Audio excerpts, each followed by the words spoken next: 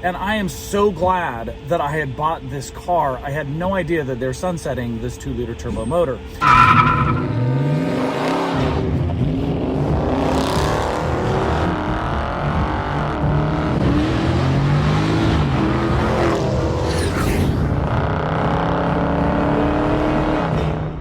Welcome back, Shane GTC, sitting here getting some gas in my son's 2020 Honda Accord 2-liter turbo. Absolutely love this car. And it's awesome because I haven't driven this car for a couple of years, maybe a year and a half or so. But I love to just feel the contrast again between my Camry and this. There's something about the way this car, it's so much more lively. The engine, the road noise, the steering is much more engaging, much more feel. The seating position is much lower and better. Overall, it's just a fun car. And I compare it sort of like the Camry is kind of like the grown-up version. A little bit softer and docile, a little bit less engaging, maybe some slightly higher finishing touches, but in general, this car is everything. Now, this is, again, a 2020 2-liter turbo sport. This is the 10th generation Honda Accord that was discontinued in 2022. And I am so glad that I had bought this car. I had no idea that they're sunsetting this 2-liter turbo motor. What did they do for the 11th generation? They said, well, we're not selling as many of these cars. EPA is pushing these mandates. We're gonna try and go carbon neutral in 2050. Let me shut this because there's some noise. And we're gonna just sunset this beautiful, basically detuned Type R motor with a smaller turbo, making a really, really healthy 252 horsepower, 276 foot-pounds of torque. It comes on at like 2,000 RPMs. You can break the wheels loose in this thing. I mean, it's 5.5 seconds, 0 to 60. Car and Driver got it at 5.4.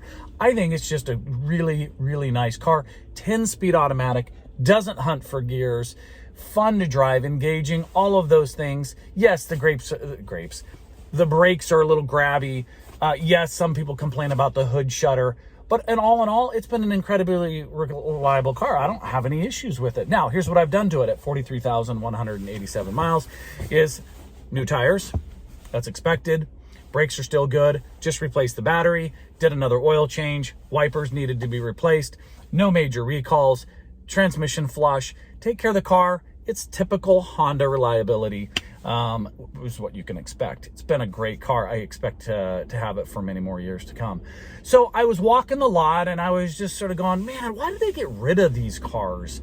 Again, it goes back to Honda claims sales numbers were down.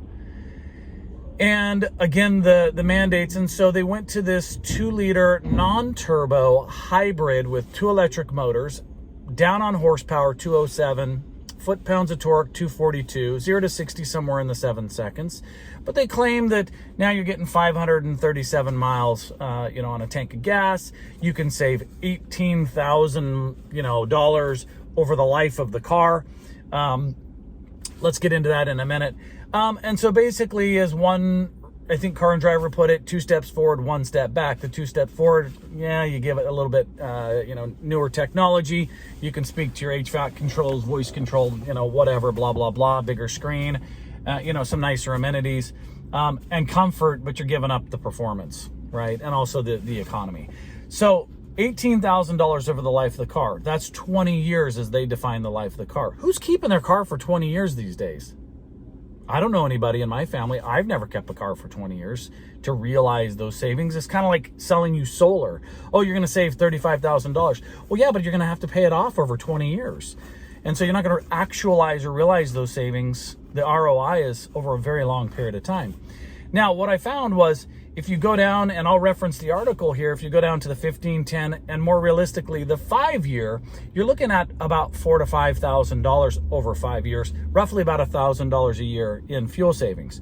It's $1,000. So I'm not going to argue. Maybe some people go, heck yeah, that's worth it. But I'm not so sure that you're going to convince me that $1,000 over 5 or $5,000 over 5 years is worth giving up the performance of this particular car. Because I love it. I think it's great. So I love this car. If you are in the market for a Honda Accord, please go find a 10th generation. Drive it, compare it to the new hybrid, unless you're absolutely sold on the new hybrid and you need it for fuel economy. Otherwise, this 10th generation Honda is 2 thumbs up in my opinion. I get great gas mileage. I mean, I'm thinking I'm getting 26 or 27 on the freeway, 22 around town. It's perfect. I always put high octane fuel in it. Love the performance, love the feel. 2 thumbs up. So go drive one. I think you'll like one, but give me your thoughts on what you think about 10th generation, and even maybe in comparing it to the 9th generation with the V6. They replaced that with the 2-liter turbo. And remember, people were kicking and screaming with that, going, don't get rid of the V6. And then they're like, ooh, I like the 2-liter turbo. And now they're going into the new hybrid system. Tell me what your thoughts are. If you own one or have owned all 3 or have owned multiple generations, would love to hear from you. Until next time, guys talking cars, take care. Thanks for watching.